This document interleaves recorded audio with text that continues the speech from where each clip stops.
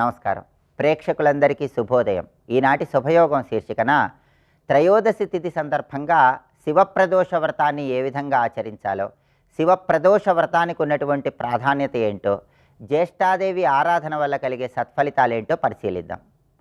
ప్రతి నెలలో శుక్లపక్షంలో కానీ బహుళపక్షంలో కానీ సాయంకాలం ప్రదోష కాలంలో త్రయోదశి తిథి ఉన్నట్లయితే శివప్రదోష వ్రతాన్ని ఆచరించాలని ధర్మశాస్త్ర గ్రంథాలన్నీ తెలియజేస్తున్నాయి. ఈరోజు సాయంకాలం పూట త్రయోదశి తిథి ఉంది కాబట్టి శివప్రదోష వ్రతం సందర్భంగా పరమశివుడికి పంచామృతాలతో కొబ్బరి నీళ్లతో అభిషేకం చేయటం, తుమ్మిపూలతో పూజ చేసి చిమ్మిలి నివేదన చేయటం ద్వారా, అలాగే దగ్గరలో ఉన్న శివాలయానికి వెళ్ళి శివాలయ ప్రాంగణంలో శివప్రదోష వ్రతం సందర్భంగా నువ్వుల నూనె దీపాన్ని వెలిగించి రావటం ద్వారా పరమశివుడి సంపూర్ణమైన అనుగ్రహం కలుగుతుంది.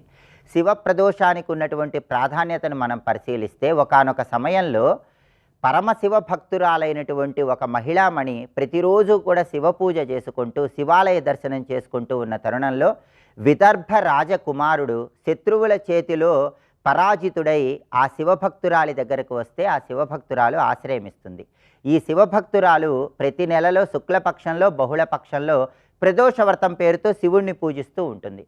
అలా ఆ శివభక్తురాలి దగ్గర ఆశ్రయం స్వీకరించినటువంటి విదర్భ రాజకుమారుణ్ణి ఒక గంధర్వ కాంత అయినటువంటి అంశుమతి వివాహం చేసుకోవాలని భావిస్తుంది. అప్పుడు ఆ గంధర్వ కాంత అంశుమతి తల్లిదండ్రులు విదర్భ రాజకుమారుడి రాజ్యంలో ఉన్నటువంటి శత్రువులను ఓడించి విదర్భ రాజకుమారుడికి తిరిగి రాజ్యాన్ని అప్పగించి తమ కుమార్తె అయినటువంటి అంశుమతిని ఇచ్చి విదర్భ రాజకుమారుడికి వివాహం జరిపించారని, విదర్భ రాజకుమారుడు యుద్ధంలో ఓడిపోయినప్పటికీ శివప్రదోష వ్రతం ఆచరించేటటువంటి ఆ శివభక్తురాలి గృహంలో ఉండటం వల్లే ఇంత ప్రయోజనం కలిగిందని శివప్రదోష వ్రతానికి సంబంధించిన పౌరాణిక గాథ తెలియజేస్తోంది. అందువల్ల ప్రదోష కాలంలో త్రయోదశి ఉంది కాబట్టి శివప్రదోష వ్రతం పేరుతో శివుణ్ణి పూజించడం, శివాలయంలో నువ్వుల నూనె దీపాన్ని వెలిగించడం ద్వారా సమస్త శుభాలు చేకూరతాయి.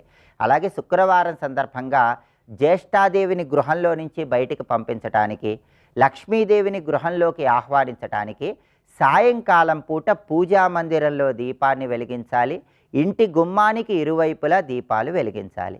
ఆ తర్వాత గడపకి కుంకుమ బొట్లు పెట్టి మీరు కూడా కుంకుమ బొట్టు పెట్టుకొని లక్ష్మీ స్తోత్రాలు చదవటం లేదా శ్రవణం చేయటం ద్వారా జ్యేష్ఠాదేవి గృహంలో నుంచి బయటికి వెళ్ళిపోయి లక్ష్మీదేవి గృహంలోకి ప్రవేశిస్తుంది. అలాగే జ్యేష్ఠాదేవికి పుల్లటి పదార్థాలన్నా, చేదు పదార్థాలన్నా, కారం పదార్థాలన్నా ఎంతో ప్రీతిపాత్రం కాబట్టి దరిద్ర దేవత జ్యేష్ఠాదేవి గృహంలోకి ప్రవేశించకుండా ఉండాలంటే 2 నిమ్మకాయలు, కొన్ని ఎండు మిరపకాయలు ఇంటి సింహద్వారం పైభాగంలో కట్టాలి. అలా కట్టినట్లయితే దరిద్ర దేవత గృహంలోకి ప్రవేశించదు. జ్యేష్ఠాదేవి ఒకవేళ గృహంలో ఉన్నట్లయితే, దరిద్ర దేవత గృహంలో ఉన్నట్లయితే గృహంలో నుంచి బయటికి పంపించడానికి శుక్రవారం సందర్భంగా గుగ్గిలము, సాంబ్రాణి పొడి, ఆవు నెయ్యి, పంచదార, ఎండు కొబ్బరి పొడి వీటన్నిటినీ కలిపి మండించి ఆ ధూపం ఇంట్లో వేయాలి. ఈ ప్రత్యేకమైన ధూపాన్ని శుక్రవారం సాయంకాలం పూట ఇంట్లో వేసినట్లయితే గృహంలో దరిద్ర దేవత జ్యేష్ఠాదేవి ఉన్నట్లయితే గృహం నుంచి బయటికి వెళ్ళిపోతుంది,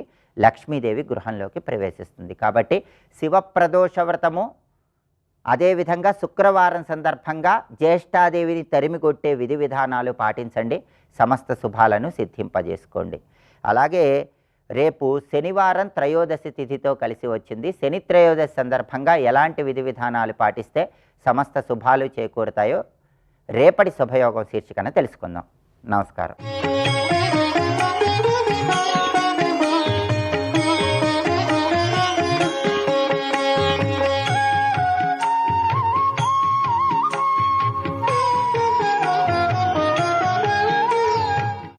దయపుట్టి ఆయన తత్వం తెలియజేయడం కోసం ఆయన కరుణ నా రూపం ధరించి వచ్చింది అని చెప్పింది. నీ పేరేమిటంటే ఉమా అని చెప్పింది. ఇక్కడ అదే శ్రీ విద్య. ఉపనిషత్తుల్లో శ్రీ విద్య అంటే అక్కడ ఉందండి రహస్యం. అది గమనించుకో. శివశక్తిని తెలుసుకోవడమే. ఆయన యక్షుడు. యక్షుడు అంటే అర్థం ఏంటంటే పూజ్యుడు అని అర్థం. యజనము చెయ్యటుకు అర్హుడు యక్షుడు అని అర్థం చెప్పారు ఇక్కడ.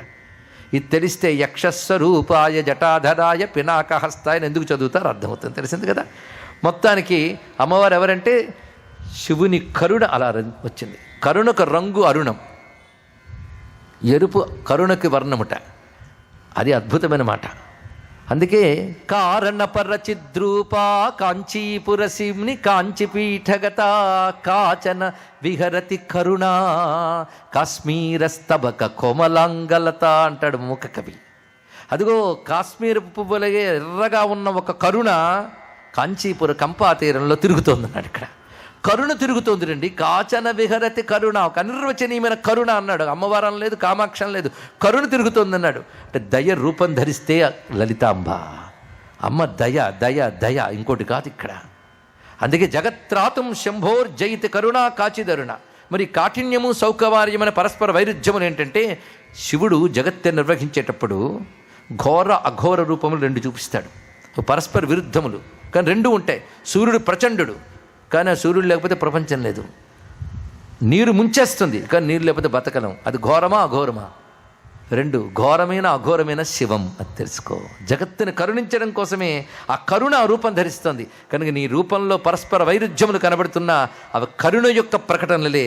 శివుని కరుణ రూపము దాల్చి నువ్వుగా సాక్షాత్కరిస్తున్నామని అద్భుతమైనటువంటి ఉపమానం చెప్పారు. ఉదాత్తమైన సౌందర్యలహరి భావనల్లో 94వ శ్లోకం అత్యంత ముఖ్యమైనదండి ఇది.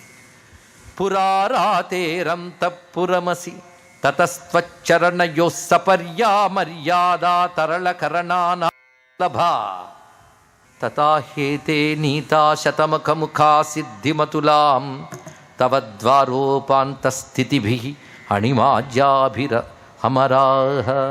అత్యంత ఉదాత్తమైన శ్లోకం. దీని భావం తెలిస్తే వ్యాఖ్యానించాలని కూడా అనిపించట్లేదండి, గొంతు మూగబోతుంది. అంత గంభీరమైన ఉదాత్తమైన భావం ఇది. శ్రీచక్ర స్వరూపం చూపిస్తున్నారు ఇక్కడ. శ్రీచక్రం మొదటి నుంచి మనం వర్ణించుకుంటూ వచ్చాం. మధ్యలో బిందువు, తర్వాత 8 ఆవరణలు, చివరికి వచ్చేటప్పటికల్లా చతురస్రం. చివరికి చతురస్రం. బిందువు కేవలం అమ్మవారి శక్తే. ఆ శక్తి ప్రకటనలైన సర్వ శక్తులు ఇక్కడున్నాయి. ఇవి లోకంలో ఉండేవి మిగిలిన 8 శివశక్తులే. అసలు స్వరూపం ఒక్కటి బిందువునందు శాంతరస స్వరూపంగా ఉంది. మనం ఎక్కడున్నాం? శ్రీచక్రంలో. ఎదురుగా శ్రీచక్రం పెట్టి పూజ చేసేస్తుంటాం, కానీ బిందువునందు అమ్మవారు మధ్యాలు. బిందువు చుట్టూ వలయాలు వచ్చాయంటే ఆమె నుంచి వచ్చే శక్తులన్నీ మన కిరణాలు. ఇన్ని కిరణాలకు మూలం బింబస్వరూపమైన అమ్మవారు. అది శివశక్తి యొక్క రూపం. మన గమ్యం ఏది? కిరణాలతో ఆడుకోవడం కాదు. ఈ కిరణాలు అమ్మ కిరణాలను ఆరాధిస్తూ, ఆ కిరణాలను ఆరాధించు అంటే సృష్టిలో వస్తున్న శక్తులన్నీ కిరణాలు. ఇవి అమ్మ కిరణాలు. అమ్మ శక్తులను ఆరాధిస్తూ క్రమంగా కిరణాలకు మూలమైన చరణాలను చేరుకోవాలి ఇక్కడ.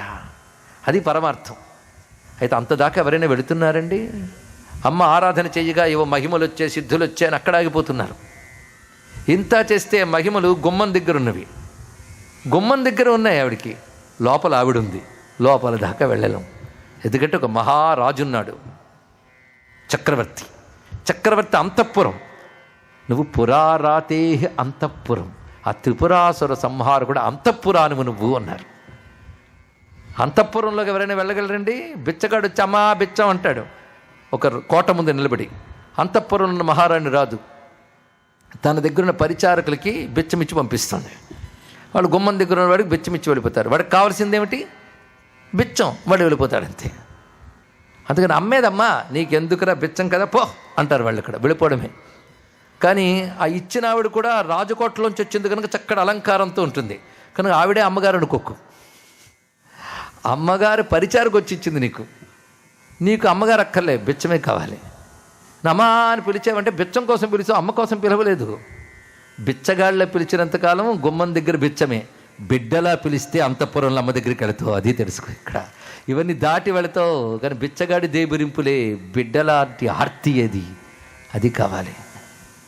ఇంద్రాది దేవతలకు కూడా తల్లి నీ ద్వారం వద్ద దొరికే అణిమాది సంపదలే చాలు వాళ్ళకి.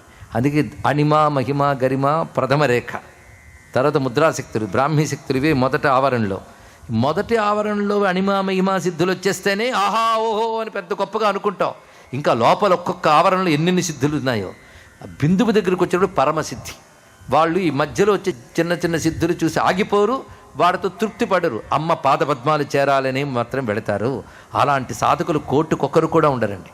ఈ మధ్యలో వచ్చే మహిమలు చూడగానే నేను నా సాధన పూర్ణమైపోయింది అనుకుంటాడు, మహిమలు ప్రకటిస్తూ ఉంటాడు. వీడి చుట్టూ ఉన్నవాడు మూర్ఖులు కనుక వాడు చప్పట్లు కొడుతుంటే నేను భగవంతుడినేమో అని కొంతమంది అప్పుడే బిజినెస్లు కూడా పెట్టేస్తుంటారు.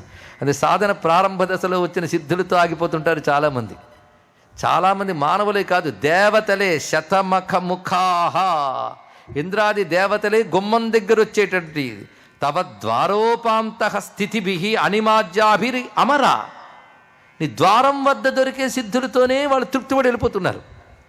ఆ లోపల దాకా వెళ్ళేవారు దేవతల కంటే గొప్పవారు. ఆ బిందు స్థానం దాకా వెళ్ళడం సామాన్యం కాదండి. నేను చక్రాచం చేసినప్పుడు ఒక్కొక్క కారణం చేసి బిందువు మీద కూడా పువ్వు వేసాను కానీ వెళ్ళిపోయాను అనుకోవడం కాదండి, పువ్వు వేయడం కాదు. నీ సాధన దశలో బిందువు దాకా వెళ్ళాలి. యోగ మార్గంగా బిందువు దాకా వెళ్ళడం అంటే సహస్రారం దాకా చేరడం అంత తేలిక కాదు. ఒక్కొక్క చక్రం దాటడం అంటే సామాన్యమా? అలాగే మనస్సు కూడా ప్రాపంచిక విషయంలో ఒక్కొక్కటి దాటుతూ ఇహలోక పరలోక సిద్ధుల్ని గడ్డిపోచల్లా తీసి బిందువు దగ్గరున్న పరాశక్తితో తాదాత్మ్యం చెంది ఆ స్థితిలో ఉండడం సామాన్యమైంది కాదు. ఎందుకంటే అంతఃపుర కాంత అమ్మవారు అంత తేలిగ్గా దొరకరు, మహారాణి. సర్వం శ్రీ లలితా మహాత్యపుర సుందరి చరణారవిందార్పణమస్తు. స్వస్తి.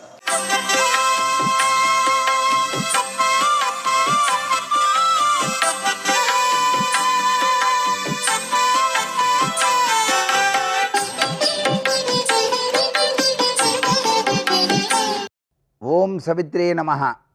ఓం నమో నారాయణాయ. ఓం నమః శివాయ. శుక్రవారం నాడు ప్రతి ఒక్కరూ కూడా పాటించవలసినటువంటి సాంప్రదాయ లక్షణం ఒకటి ఉంది. అది ఎవరైతే నిత్యం కూడాను ఆచరిస్తారో వారి ఇంట లక్ష్మీదేవి సుఖాసీనురాలై ఉంటుంది అని చెప్పేసి శాస్త్రం.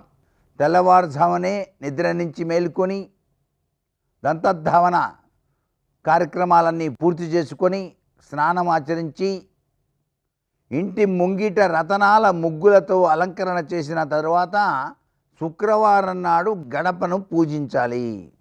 ఏ ఇంటి సింహద్వారానికి శుక్రవారం నాడు పసుపుతో చక్కగా అలంకరణ చేసి కుంకుమ పెట్టి రెండు వైపులా కూడాను ఆవు పాలు గనక చుక్కలు గనక వేసినట్లయితే ఆ ఇంట శ్రీ మహాలక్ష్మీదేవి అడుగుపెట్టి అందరికీ కూడాను అష్టైశ్వర్యాల్ని ప్రసాదిస్తుంది అని చెప్పేసి శాస్త్రం.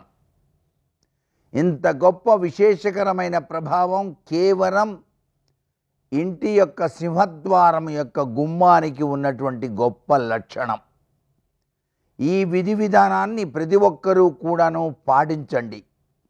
ఇంటి ముంగిట ఉన్నటువంటి చిన్ని చెట్లకు పూసినటువంటి మందార, మల్లె, జాజి మొదలైనటువంటి పూలన్నిటినీ కూడాను స్వయంగా సేకరించి ఆ పూలతోటి ఇంటిలోని దేవతా మందిరంలో ఉండేటువంటి లక్ష్మీదేవికి అష్టోత్తర శతనామావళితో పూజ చేయటం శుక్రవారం నాడు చాలా అవసరం. అంతేకాదు శ్రీ సూక్త పారాయణ చేస్తూ ఎవరైతే శుక్రవారం నాడు లక్ష్మీ విగ్రహానికి గనక అభిషేకం చేస్తారో మీ గృహంలో ఆ ఇంట సిరుల తల్లి అద్వితీయమైన ఐశ్వర్యాల్ని ప్రసాదిస్తుంది సుమా అంటోంది శాస్త్రం. ఈ యొక్క లక్ష్మీదేవి విగ్రహం వెండిదైనా ఉండవచ్చు, బంగారపుదైనా ఉండవచ్చు, లేక చక్కగా మీకు గనక లభ్యపడేటైతే పాదరస లక్ష్మి కూడా ఉంచుకోవచ్చు. పాదరసంతో చేసినటువంటి లక్ష్మీ రూపుని, లక్ష్మీ చిన్ని విగ్రహాన్ని ఇంటిలో పెట్టి గనక ఎవరైతే శ్రీ సూక్తాభిషేకం ప్రతి శుక్రవారం నిర్వహిస్తారో వారికి తరగని సంపద ప్రసాదిస్తుంది లక్ష్మీదేవి అని చెప్పేసి శాస్త్రం. ఇంత గొప్ప విశేషకరమైన ప్రభావం శుక్రవారానికి ఉంది. శుక్రవారము పొద్దు నిద్రపోవద్దు అన్నారు. శుక్రవారం సాయం సంధ్యా సమయంలో ఎటువంటి పరిస్థితుల్లోనూ ఎవ్వరూ కూడా ఇంట్లో నిద్రపోకూడదు. శుక్రవారం సాయం సంధ్యా సమయంలో ఇంటిలో ఉన్నటువంటి దీపాలన్నీ కూడాను వెలిగించాలి. ఉదయం సాయం సంధ్యా సమయంలో దేవతా మందిరం వద్ద దీపారాధన చేయడంతో పాటు తులసి కోట వద్ద కూడా దీపారాధన చేయాలి ముగ్గు వేసి. ఇలా ఎవరైతే పాటిస్తారో వారికి ఆర్థిక సమస్యలనేవి రానే రావు అంటోంది చక్కని తల్లి లక్ష్మీదేవి. సర్వే జనా సుఖినో భవంతు.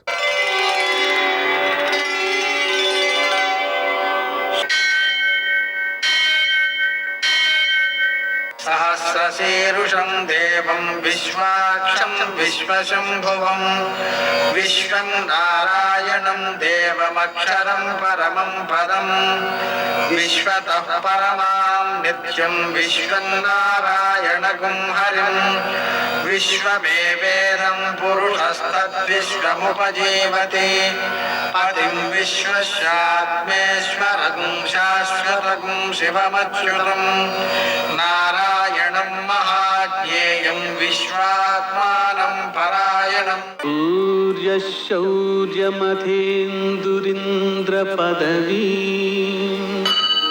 సన్మంగళం మంగళం. లక్ష్మీం క్షీరసముద్రరాజతనయాం శ్రీరంగధామేశ్వరీం దాసీభూత సమస్తదేవవనితాన్ లోకైకదీపాంకురాం శ్రీమన్మందకటాక్షలబ్ధవిభో బ్రహ్మేంద్ర గంగాధరాం త్వాం త్రైలోక్యకుటుంబినీం సరసజాం వందే ముకుందప్రియాం. నేటి కాలమాన విశేషాలను గమనిద్దాం. స్వస్తి శ్రీ చాంద్రమాన విశ్వావసునామ సంవత్సరం ఉత్తరాయణం, వసంత ఋతువు వైశాఖ మాసం, శుక్లపక్షం శుక్రవారం. సూర్యోదయం 5:50 సూర్యాస్తమయం 6:35. తిథి ద్వాదశి మధ్యాహ్నం 2:56 వరకు. నక్షత్రం హస్త రాత్రి 12:08 వరకు. వర్జం ఉదయం 6:34 నుంచి 8:22 వరకు. దుర్ముహూర్తం ఉదయం 8:23 నుంచి 9:14 వరకు. మరల మధ్యాహ్నం 12:38 నుంచి 1:29 వరకు. అమృతకాలం సాయంకాలం 5:23 నుంచి 7:11 వరకు. రాహుకాలం శుక్రవారం కాబట్టి ఉదయం 10:30 నుంచి 12 గంటల వరకు. అష్టకవర్గ రీత్యా శుభప్రదమైన సమయం ఉదయం 11 గంటలకి. నేటి విశేషం పరశురామ ద్వాదశి, మధుసూదన పూజ, శుక్రవారం. పరశురామ ద్వాదశి సందర్భంగా పరశురాముడిని అర్చించుకోవడం ద్వారా ధర్మరక్షణా శక్తి ఏర్పడుతుంది. మధుసూదన పూజ మనం తులసి దళాలతో చేయాలి. అయితే ద్వాదశి నాడు కోయకూడదండి. అందువలన నిన్న కోసినటువంటి తులసి దళాలు ఈరోజు పూజ చేయవచ్చు. ఏకాదశి సమయంలోనే కోయాలి. ద్వాదశి సమయంలో కోసినట్లయితే విష్ణుమూర్తి యొక్క శిరస్సును ఖండించినంత పాపం వస్తుందని చెప్పారు. అందుకని ఏదో పుణ్యాన్ని విడితే పాపం వస్తే కష్టం కదా. అందుకని ఆ తులసి దళాలు నిన్న కోసిన పనికి వస్తే 3 రోజుల వరకు వాటికి దోషం లేదు. అందువలన ఆ తులసి దళాలతో పూజ చేయాలి. అందులోనూ మనకి శుక్రవారం కావడం వల్ల లక్ష్మీనారాయణ పూజ తులసి దళాలతో చేయడం, లక్ష్మీ అష్టోత్తర శతనామ స్తోత్రాన్ని పారాయణ చేయడం, లక్ష్మీ హృదయం 5 సార్లు పారాయణ చేయడం, కనకధారాస్తవం 3 సార్లు పారాయణ చేయడం లక్ష్మీదేవి యొక్క అనుగ్రహాన్ని కలగజేస్తుంది. నేటి ఆణిముత్యాలు.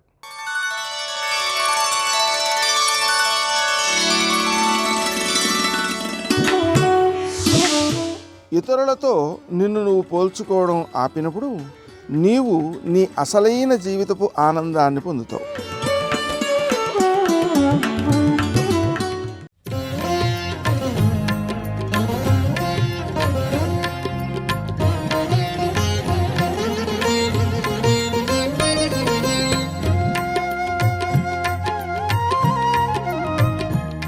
సౌమిత్రే వాస్తుశమనం చిరజీవిభి. ఎవరు వాస్తు పూజ చేస్తారో గృహప్రవేశంలో వాళ్ళు చిరకాలము బతుకుతారు. కాబట్టి వాస్తు పూజ చెయ్యాలి. దానికి కావలసిన సంభారములు తెమ్మంటే పరుగు పరుగున అరణ్యంలోకి వెళ్ళి కావలసిన సంభారములు అన్నీ తీసుకొచ్చి అక్కడ పెట్టాడు. అసలు లక్ష్మణస్వామికి రామచంద్రమూర్తి మీద ఉన్నటువంటి ప్రేమ చెప్పడానికి వాక్కులు సరిపోవు. శ్రీరామాయణం అంతా రామచంద్రమూర్తి పక్కనే ఉండిపోయాడు. అటువంటి మహానుభావుడు ఒకానొక సమయంలో అన్నగారు వదినగారు అక్కడ ఉన్నటువంటి కుటీరంలోంచి బయటికి వచ్చి కూర్చుని మాట్లాడుకుంటున్నారు. తను పక్కన ఒక చెట్టు కింద నిలబడి ఉన్నాడు, అన్నగారికి వదినగారికి రక్షణగా. ఏదో పెద్ద సవ్వడి వినపడింది, గుర్రాలు ఏనుగులు అన్నీ వస్తున్నట్లు. రాముడు అన్నాడు, ఏమిట్రా ఏదో పెద్ద చప్పుడు వినపడుతోంది, ఒక్కసారి చెట్టు మీదకి ఎక్కి చూడు అన్నాడు. అది సాలవృక్షం. వెంటనే చెట్టు పైకి ఎక్కాడు. పైకి ఎక్కినవాడు చూశాడు. చూసి లక్ష్మణస్వామి మాట్లాడితే దానికి కామ చుక్క ఉండవు ఇంకా ఆపడానికి, అంత ఆవేశం. అన్నయ్య అన్నయ్య వచ్చేస్తున్నాడు భరతుడు. ఎప్పుడెప్పుడా అని ఎదురు చూస్తున్నాను అన్నయ్య, మన కష్టాలన్నింటికీ కారణమైనటువంటి వాడు వస్తున్నాడు. నిన్ను అరణ్యవాసానికి పంపించిందే కాకుండా శత్రుశేషం మిగల్చకూడదని నిన్ను చంపడం కోసం, నన్ను చంపడం కోసం, వదిన్ని చంపడం కోసం వస్తున్నాడు. అన్నయ్య అదిగో కోవిదార వృక్షం కనపడుతోంది, మన ఇక్ష్వాకు వంశ ప్రభువుల యొక్క పతాకం మీద ఉండేటటువంటి చెట్టు. అన్నయ్య శత్రుంజయమన్న ఏనుగు కనపడుతోంది, ఆ వెనక అనేకమైనటువంటి గుర్రాలు, కొన్ని వేల మంది పదాతి దళం వస్తున్నారు. అన్నయ్య ఇంత సైన్యంతో వస్తున్నాడంటే నీతో యుద్ధానికే వస్తున్నాడు. అరణ్యవాసం చేస్తూ తండ్రిని ధర్మమునందు నిలబెట్టడానికి రాజ్యపరిత్యాగం చేసినటువంటి నిన్ను చంపడానికి వస్తున్న భరతుణ్ణి ఉపేక్షించను, ఎప్పుడెప్పుడు చంపేద్దామా అని చూస్తున్నాను. అపకారం చేసి నీ మీద ఇంత కక్ష కట్టిన వాడిని చంపడం తప్పు కాదు.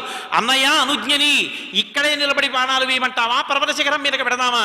వెంటనే అన్నయ్య తొందరగా నువ్వు సీతమ్మ తల్లిని సీతాస్య భజతాం గృహాం నువ్వు తీసుకెళ్ళి ఒక గుహలోకి ప్రవేశపెట్టేసేయి, లోపలికి వెళ్ళు, ఆ అగ్నులన్నింటినీ కూడా నిధనం చేసేసేయి, లోపల ఉన్నటువంటి ధనస్సును పట్రా, బాణాలు పట్రా, కవచాలు పట్రా. అన్నయ్య చంపేస్తాను భరతుణ్ణి, సైన్యాన్ని ఇవాళ. ఒకవేళ తండ్రి దశరథ మహారాజు వస్తే ఆయన్ని కూడా ఉపేక్షించను. వీళ్ళ శవాలన్నీ నేల మీద పడిపోతే అరణ్యంలో క్రూర మృగాలు పీక్కు తినేయాలన్నయ్య. సీతమ్మ తల్లిని గుహలో ప్రవేశపెట్టు, రా దిగిపోతున్నాను అంతే అన్నాడు. ఏమీ మాట్లాడలేదు రామచంద్రమూర్తి. అన్నీ విన్నారు. విని పైకి చూసి, ఏమి రా నిన్ను నేనేమి చూడమన్నాను, ఏం చెప్తున్నావు? భరతుడు వస్తున్నాడు అంటున్నావు, నిజంగా భరతుడు వస్తే రాజ్యం కోసం, నన్ను చంపడం కోసం వస్తున్నాడు అనుకుంటున్నావా? నేను భరతుణ్ణి చంపి రాజ్యం తీసుకోనా? నేనే నిజంగా రాజ్యాన్ని పరిపాలించాలనుకుంటే 4 సముద్రముల మధ్యనున్నటువంటి ఈ భూమండలాన్నంతటినీ ఒకే ఒక్క బాణము చేత స్వాధీనం చేసుకోగలను. ధర్మమునందుండడం నాకు అనురక్తి తప్ప భరతుణ్ణి చంపి, దశరథుణ్ణి చంపి, శత్రుఘ్నుణ్ణి చంపి, నెత్తుటి కూడు ఆ తమ్ముళ్ళని చంపిన రాజ్యం నేను ఏలుకుంటాను అనుకుంటున్నావా? లక్ష్మణ, ఒక్కటి గుర్తుపెట్టుకో, ధర్మమర్థంచ కామంచ పృథివీంచాపి లక్ష్మణ ఇచ్చాపి భవతామర్థే ఏతత్ ప్రతి శృణోమితే అంటాడు. నేను ధర్మం కాని, అర్థం కాని, కామం కాని జీవితంలో ఎప్పుడు అనుభవించినా నా తమ్ముళ్ళు అనుభవించిన తరువాత నేను అనుభవిస్తాను తప్ప నా తమ్ముళ్ళు అనుభవించనిది, నా తమ్ముళ్లకు లేని సుఖం నాకు అక్క. అన్నయ్య నీ కోసం వచ్చాను, ఇంత కష్టపడ్డాను, నీ వెనక ఇంత సేవ చేశాను. నీకు అంత తప్పు చేసిన భరతుడు వస్తున్నాడని కోపంతో ఒక్క మాట అంటే నీకు అంత కోపం వచ్చింది, భరతుడిని వెనకేసుకొస్తున్నావు. నీ దగ్గర సేవ చేయడం కన్నా ఇంటికి పోవడం మంచిదని పోతాడు ఇంకో తమ్ముడైతే. కానీ లక్ష్మణస్వామి అలాగే ఉండిపోయాడు. సర్వం శ్రీ ఉమామహేశ్వర పరబ్రహ్మార్పణమస్తు. స్వస్తి.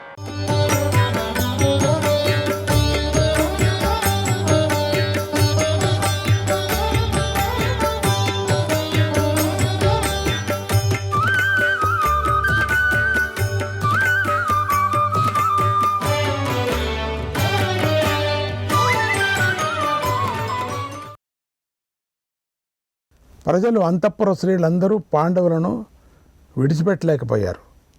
వారు నడుస్తుంటే వారు వెనకాలే చాలా దూరం వరకు నడుచుకుంటూ వచ్చారు. అలా ధర్మరాజు హస్తినాపురం నుండి ముందుకు సాగిపోతున్నాడు.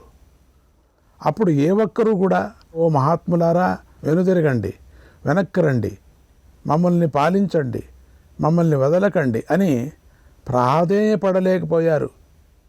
ఏమీ మాట్లాడలేకపోయారు. వారి దృఢమైన దీక్షను చూసి వారి ప్రయాణాన్ని ఆపలేకపోయారు. ఎవరి చేత కాదు, అందుకని ఎవరు మాట్లాడలేదు. దృఢమైన నిశ్చయంతో వెళుతున్నారు, దడ వెళుతున్నారు. తర్వాత నగరవాసులందరూ ఎంతో బాధపడుతూ వారికి నమస్కారం చేసి అందరూ వెనుదిరిగారు. తప్పదే ఇంకా. ఓ రాజా, అప్పుడు నాగరాజకుమార్తె అయినటువంటి ఉలూపి గంగలోకి ప్రవేశించి మునిగిపోయింది. మణిపూర రాజకుమారి చిత్రాంగద తన నగరానికి వెళ్ళిపోయింది. ఇక మిగిలిన తల్లులందరూ పరీక్షిత్తు చుట్టూ నిలబడి వెనక్కు తిరిగి హస్తినాపురానికి వెళ్ళిపోయారు. అటు ముందుకు సాగిపోతున్న పాండవులు, ద్రౌపది అందరూ ఉపవాస వ్రతాన్ని పాటించారు. తూర్పు దిక్కు వైపుకు వెళ్ళారు. అందరూ యోగాన్ని అవలంబించారు. త్యాగ ధర్మాన్ని పాటిస్తూ నడిచారు. అనేక దేశాలను, నదులను, సముద్రాలను సందర్శించారు. ముందు ధర్మరాజు నడిచాడు, ఆయన వెనుక భీముడు నడిచాడు. అతడి వెంట అర్జునుడు నడిచాడు. అర్జునుని వెంట నకుల, సహదేవులు నడిచారు. తర్వాత ద్రౌపది నడిచింది. ఆ పాండవులను అనుసరిస్తూ చివరగా ఒక కుక్క వెళ్ళింది. పాండవులు నడుచుకుంటూ క్రమంగా ముందుకు సాగారు. ఎర్రని నీరు గల సముద్రపు ఒడ్డుకు చేరారు. అర్జునుడికి రత్నాల మీద కోరిక ఉంది. అందుచేత అర్జునుడు తన దివ్య గాంధీవాన్ని, అక్షయ తూణీరాలను విడిచిపెట్టలేదు, పట్టుకునే ఉన్నాడు. అప్పుడు వారికి దారిలో ఒక దివ్య పురుషుడు కనిపించాడు. ఆయన విగ్రహంలాగా ఉన్నాడు. పెద్ద కొండలాగా దారికి అడ్డంగా నిలబడి ఉన్నాడు. ఆయన అగ్నిదేవుడు. పాండవులు ఆయన దర్శించారు. అప్పుడు అగ్నిదేవుడు వారితో ఇలా అన్నాడు, ఓ వీర పాండవులారా, నేను అగ్నిదేవుణ్ణి. ఓ ధర్మరాజా, భీమసేన, అర్జున, నకుల, సహదేవులారా, నా మాట వినండి. నేనే అగ్నిని.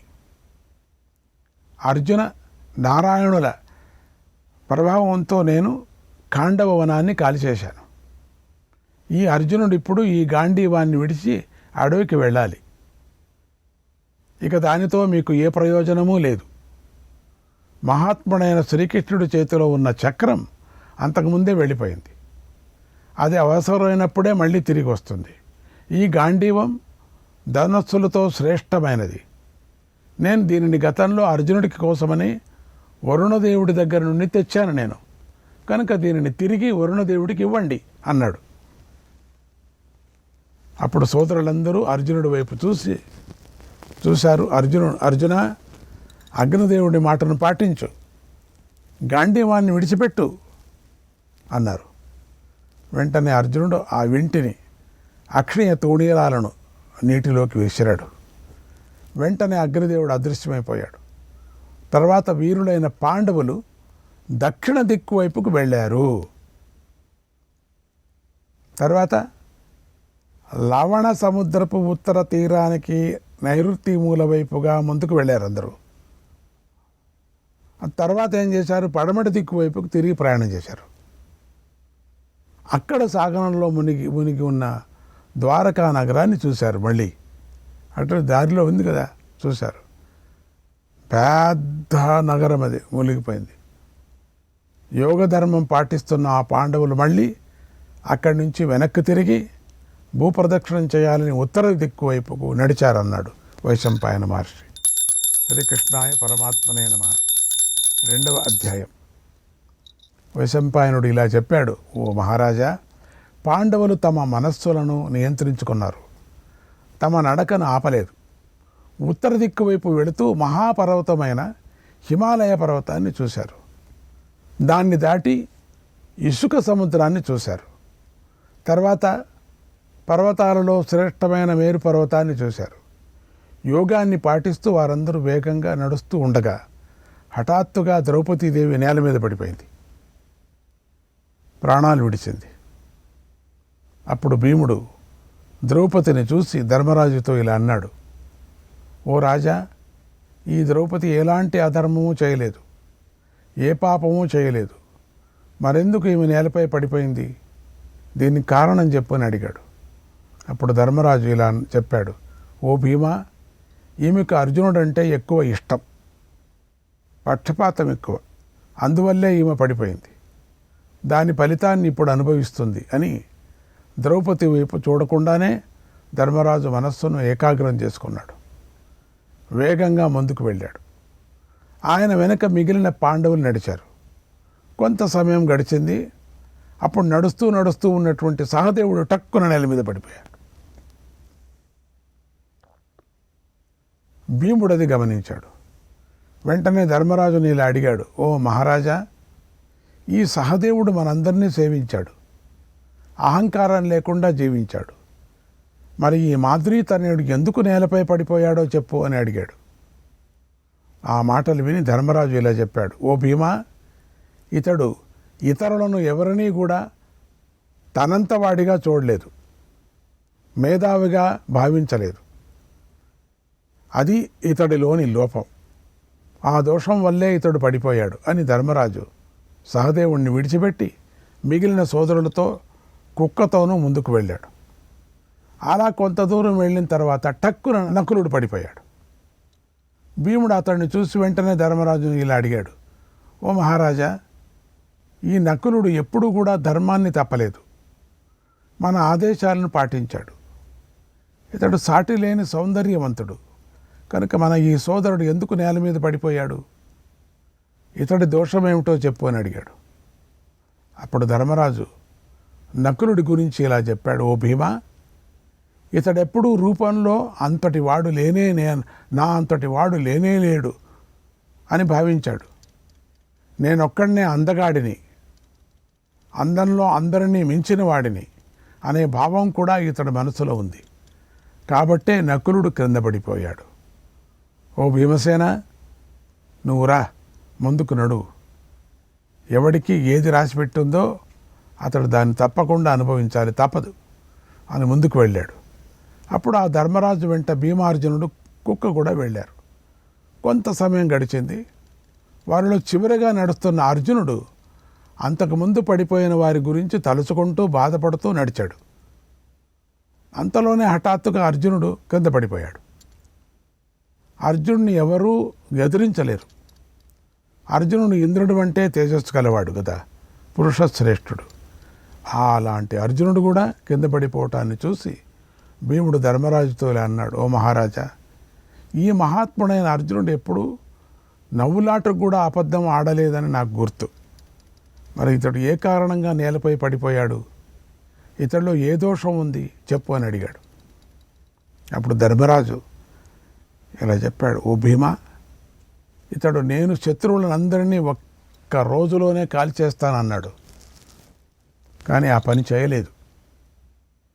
అర్జునుడు ఎప్పుడూ తనను తాను శూరుడిగా భావించుకున్నాడు. అదే ఇతడిలోని దోషం, అందువల్లే ఇతడు పడిపోయాడు. అంతేకాదు, ఈ అర్జునుడు ఇతర ధనుర్ధారులను అందరినీ అవమానించాడు. దాని ఫలితమే ఇది కనుక శ్రేయస్సును కోరుకునేవాడు అలా ప్రవర్తించకూడదు అని ధర్మరాజు భీముడితోనూ కుక్కతోనూ ముందుకు వెళ్ళాడు. కొంత సమయం గడిచింది. అన్న వెంట నడుస్తూ ఉన్నటువంటి భీముడు హఠాత్తుగా క్రింద పడిపోయాడు.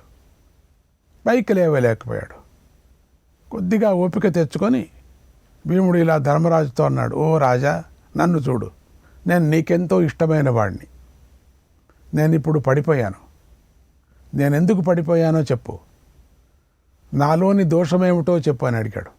అప్పుడు ధర్మరాజు ఇలా అన్నాడు, ఓ భీమా, నీకు తిండి అంటే ఎక్కువ ఇష్టం, అందుచేత నువ్వు ఎక్కువ తింటావు. ఎక్కడ చూసినా ఎప్పుడు చూసినా తిండి. ఇతరులను పట్టించుకోకుండా నీ బలంతో గొప్పలు చెబుతూ ఉంటావు. అందువల్లే నువ్వు నేలపై పడిపోయావు. ఇదే నీలోని దోషం అని ధర్మరాజు భీముడి వైపు చూడకుండానే ముందుకు వెళ్ళిపోయాడు. ఓ జనమేజయ, పాండవుల ప్రయాణం ప్రారంభమైన దగ్గర నుంచి కుక్క వారి వెంటే వెళుతుందని చెప్పాను కదా, అది మాత్రం ధర్మరాజును విడవలేదు ఆ కుక్క. ఇప్పుడు చివరిగా భీముడు పడిపోయిన తర్వాత కూడా కుక్క ధర్మరాజు వెంటే వెళ్ళింది అన్నాడు వైశంపాయన మహర్షి. శ్రీకృష్ణాయ పరమాత్మనే నమః. 3వ అధ్యాయం. వైశంపాయన మహర్షి జనమేజయుడికి ఇలా చెప్తున్నాడు, మహారాజా, 7 మందితో ప్రారంభించిన ప్రయాణంలో ఇప్పుడు కేవలం ధర్మరాజు కుక్క మాత్రమే మిగిలారు. ధర్మరాజు వేగంగా ముందుకు సాగుతూ ఉంటే కుక్క కూడా ఆయన వెనుక వెళ్ళి సాగింది వేగంగా. కొంత సమయం గడిచింది. అప్పుడు హఠాత్తుగా భూమి ఆకాశం దద్దరిల్లేట్లుగా పెద్ద శబ్దం వినిపించింది. అది ఇంద్రుడి రథం యొక్క శబ్దం. ఇంద్రుడు రథంలో ధర్మరాజు వద్దకు వచ్చి, ఓ ధర్మరాజా, ధర్మాత్ముడా, రథాన్ని ఎక్కువ అన్నాడు. అప్పుడు ధర్మరాజు తనతో వచ్చి పడిపోయిన సోదరులందరినీ గుర్తు చేసుకొని ఎంతో బాధపడ్డాడు. ఇంద్రుడితో ఇలా అన్నాడు, ఓ దేవా, నా సోదరులందరూ ఇక్కడే పడిపోయారు. వారు కూడా నాతోనే రావాలి. నా సోదరులు లేని స్వర్గం నాకొద్దు. వారు లేకుండా నేను స్వర్గానికి వెళ్ళను. అది నాకు ఇష్టం లేదు. ద్రౌపది సుఖాలను అనుభవించవలసింది. అలాంటిది ఆమె ఎన్నో కష్టాలు అనుభవించింది కనుక ఆమె కూడా మాతో రావాలి, దానికి నువ్వు అనుమతించు అని కోరాడు. అప్పుడు ఇంద్రుడు ఇలా అన్నాడు, ఓ రాజా, సందేహించకు, వారిప్పుడు స్వర్గంలోనే ఉన్నారు. ద్రౌపదితో కలిసి నీ సోదరులందరూ నీకంటే ముందుగా స్వర్గానికి వెళ్ళిపోయారు. నువ్వు వారిని అక్కడ చూడవచ్చు కనుక బాధపడకు. వారు మానవ శరీరాన్ని విడిచి స్వర్గానికి వెళ్ళారు. అయితే నీకు మాత్రం ఈ శరీరంతోనే స్వర్గం లభిస్తుంది. నువ్వు ఈ శరీరంతోనే స్వర్గలోకాల్లో అడుగు పెట్టవచ్చు, ఇందులో సందేహం లేదు, అందుకే నువ్వు పడిపోలేదు అన్నాడు. అప్పుడు ధర్మరాజు, ఎందుకంటే అట్లా ఉన్నాడు, ఆ వ్రతంతో ఉన్నాడు ఆయన. అప్పుడు ధర్మరాజు ఇలా అన్నాడు, ఓ దేవా, నువ్వు భూత భవిష్యత్తులు తెలిసిన వాడివి, ఆజ్ఞాపించేవాడివి కనుక నాతో వస్తున్న ఈ కుక్కను చూడు, పాపం ఇప్పటి నుంచి తోక ఆడించుకొని వస్తూనే ఉంది. ఇది నన్ను వదలటం లేదు, ఇది నన్ను నిత్యము భక్తితో సేవిస్తుంది కనుక ఇది కూడా నాతోనే రావాలి అన్నాడు. అప్పుడు ఇంద్రుడు ఇలా అన్నాడు, ఓ ధర్మరాజా, నువ్వు ఈరోజు దేవతలతో సమానుడు అయ్యావు, అలాగే నాతో సమానుడు అయ్యావు, మహాసిద్ధిని పూర్ణ సంపదను పొందావు, స్వర్గ సుఖాలను పొందావు కనుక ఈ కుక్క గురించి నీకెందుకు, దీన్ని విడిచిపెట్టేయి. అలా విడిచిపెట్టడం క్రూరత్వం అనిపించుకోదు, అది క్రూర కార్యం కాదు అన్నాడు. ఆ మాటలు విని ధర్మరాజు ఇలా అన్నాడు, ఓ పూజ్యుడా, పూజ్యుడైన వాడు అమర్యాదగా ప్రవర్తించడు కనుక నేను దీని పట్ల అమర్యాదగా ప్రవర్తించను, క్రూరంగా ప్రవర్తించను కనుక దీనిని విడవను. సుఖం కోసమని భక్తులను విడిచిపెట్టి రావలసినంత అవసరం నాకు లేదు. స్వర్గం లభిస్తుందని విశ్వాసం చూపించే దీనిని విడిచిపెట్టడం ధర్మమేలా అవుతుందయ్యా? నమ్మిన వారిని విడిచిపెట్టి నా సుఖాన్ని నేను చూసుకుంటే, నా దారిని నేను చూసుకుంటే, నా స్వార్థాన్ని నేను చూసుకుంటే అది ధర్మమేలా అవుతుంది అన్నాడు. ఆ మాటలు విని ఇంద్రుడు ఇలా అన్నాడు, ఓ రాజా, ఒక్క విషయం బాగా గుర్తుపెట్టుకో, కుక్కతో కలిసి నివసించే వారికి స్వర్గంలో స్థానం లేదు. వారి ఇష్టాపూర్తలను అంటే యజ్ఞాది ఫలం, పుణ్యకర్మ ఫలం, క్రోధవశులనే రాక్షసులు దొంగలిస్తారు. కనుక ఓ ధర్మరాజా, బాగా ఆలోచించు. నేను మళ్ళీ చెబుతున్నాను, కుక్క గోల మనకెందుకు, దీన్ని విడిచిపెట్టు. ఎందుకయ్యా కుక్క కుక్క కుక్క కుక్క అంటావు, వదిలేసాయి. అసలు స్వర్గంలోకి రాకూడదు ఈ కుక్క, స్వర్గంలోకి అడుగుపెట్టు, నువ్వురా చాలంతే. కుక్క అంతా రాకూడదు అక్కడ. కుక్క వచ్చిందనుకో నీ పుణ్యం అంతా భక్షించేటువంటి మునులు ఉన్నారు అక్కడ, ఆ పనొద్దు. అప్పుడు ధర్మరాజు ఇలా అన్నాడు, ఓ ఇంద్ర, భక్తులను విశ్వసించే వారిని విడిచిపెట్టకూడదు, అది మహాపాపము. కొనా వరకు వ్రతం చేస్తున్నాడు ఈ మహానుభావుడు, అది బ్రహ్మహత్యతో సమానము కనుక నా సుఖం చూసుకోవటం కోసం నేను దీనిని విడవను. ఓ దేవా, భయపడిన భక్తుణ్ణి, మరో గతి లేదని వచ్చినటువంటి ఆర్తుణ్ణి నేను విడవను. తనను తాను రక్షించుకోలేకపోయినా బ్రతుకు మీద ఆశ కలవాడిని నేను విడిచిపెట్టను. ఈ ప్రయత్నంలో ప్రాణాలు పోయినా సరే నేను విడిచే ప్రసక్తి లేదు, ఇది నా నిత్య వ్రతం అన్నాడు. నేను స్వర్గానికి రాను, ఇక్కడే ఉంటానులే, వద్దు నాకు, ఇక్కడే ఉండిపోతాం హిమాలయంలో, ఏదో ఒక చోట ఉండిపోతాం కుక్క నేను ఇద్దరు కూడా. నన్ను ఎంత బాగా విశ్వసిస్తుంది, నన్ను నమ్ముకుంది అది. ఆ మాటలు విని ఇంద్రుడిలా అన్నాడు, ఓ రాజా, మనిషి దానం, యజ్ఞం, స్వాధ్యాయం, హోమం వంటి పుణ్యకర్మలు చేస్తే వాటిపై కుక్క చూపు పడకుండా చూసుకోవాలి, జాగ్రత్త పడాలి అని అంటాం కదా. ఒకవేళ కుక్క చూస్తే మాత్రం ఆ ఫలాన్ని క్రోధవశులు అనే రాక్షసులు హరిస్తారు. కనుక కుక్క చూపు నీ పైన పడాలని ఎందుకు అనుకుంటున్నావు? దాని చూపు కనుక పడితే నీ ఫలమంతా నశించిపోతుంది. కాబట్టి ఈ కుక్కను విడిచిపెట్టు, అప్పుడే నువ్వు స్వర్గలోకంలోకి అడుగు పెడతావు. ఓ వీరా, నువ్వు నీ సోదరులను, ప్రియ భార్య అయినటువంటి ద్రౌపదినే విడిచిపెట్టావు కదా. నువ్వు చేసుకున్న పుణ్యకర్మను ఫలంగా ఈ లోకాన్ని పొందుతున్నావు. నీకిష్టమైన వారితోనే విడిచిపెట్టిన నువ్వు ఈ కుక్కను ఎందుకు వదలవయ్యా? నువ్వు దీన్ని ఎందుకయ్యా పట్టుకుంటున్నావు? ఏ ఇంద్రరథంలో కూర్చోబెట్టుకోవాలంటున్నావు ఈ కుక్కను? అంతా విడిచిపెట్టి కూడా మళ్ళీ మోహంలో ఎందుకయ్యా నువ్వు పడుతున్నావు అన్నాడు. అప్పుడు ధర్మరాజు ఇలా అన్నాడు, ఓ దేవా, చనిపోయిన వారితో సంధి కానీ యుద్ధం కానీ లేదు, అది లోకధర్మం. కనుక నేను వారిని బ్రతికించలేకపోయాను, అందుకే విడిచిపెట్టాను. కానీ బ్రతికి ఉన్నప్పుడు మాత్రం వదిలిపెట్టలేదే నేను. నా ఎదురుగా అందరూ పోయారు కాబట్టి వదిలే. నాతోనే తీసుకొని వెళతాను. ఓ ఇంద్ర, శరణాగతుడిని భయపెట్టడం, శ్రీని వధించటం, విప్రుడి ధనాన్ని అపహరించటం, మిత్రుడికి ద్రోహం చేయటం అనే ఈ 4 దోషాలతోనూ భక్తుడిని విడిచిపెట్టడం అనే దోషం ఒక్కటే సమానమై ఉంది అన్నాడు. అప్పుడు ధర్మస్వరూపుడైన ఆ ధర్మజుడి మాటలను కుక్క వింది. అది నిజానికి ధర్మదేవత. పూజ్యుడైన ధర్మదేవతయే కుక్క రూపంలో వచ్చాడు. ఆయన ఎంతో సంతోషిస్తూ మధురంగా ఇలా అన్నాడు, ఓ ధర్మరాజా, నీ నడవడిక అద్భుతమయ్యా, నీ ప్రజ్ఞ అద్భుతం, నీ సర్వభూత దయ అద్భుతం. వీటితో ఉత్తమ వంశంలోని నీ పుట్టుకను సార్థకం చేసుకున్నావయ్యా. నాయన, గతంలో నీ సోదరులు నీటి కోసం పోరాడి మరణించారు కదా, ఆ సంఘటన ద్వైతవనంలో జరిగింది. అప్పుడు నేను నిన్ను పరీక్షించాను. అప్పుడు నువ్వు అద్భుతమైన తీర్పును చెప్పావు. నీతో పాటు పుట్టిన భీమార్జునులనే కాదన్నావు. నీ తల్లులిద్దరూ సమానంగా ఉండాలని కోరుకుంటూ నకులుడిని ఒక్కడిని బ్రతికించుకున్నావు. అది అప్పుడు జరిగింది. మరి ఇప్పుడు ఈ కుక్కను నా భక్తుడు అంటూ దేవరథాన్ని విడిచిపెట్టావు, నాకు అక్కర్లేదన్నావు. స్వర్గలోకమే వద్దన్నావు. కాబట్టి నీ వంటి రాజు స్వర్గంలో మరొకడు లేనే లేడు.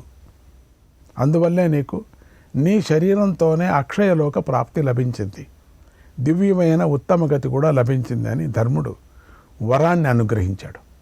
ఆ తర్వాత ధర్ముడు, ఇంద్రుడు, మరుద్గణాలు, అశ్వినులు, దేవతలు, దేవఋషులు ఎంతగానో సంతోషిస్తూ ధర్మరాజును రథంపైకి ఎక్కించుకున్నారు.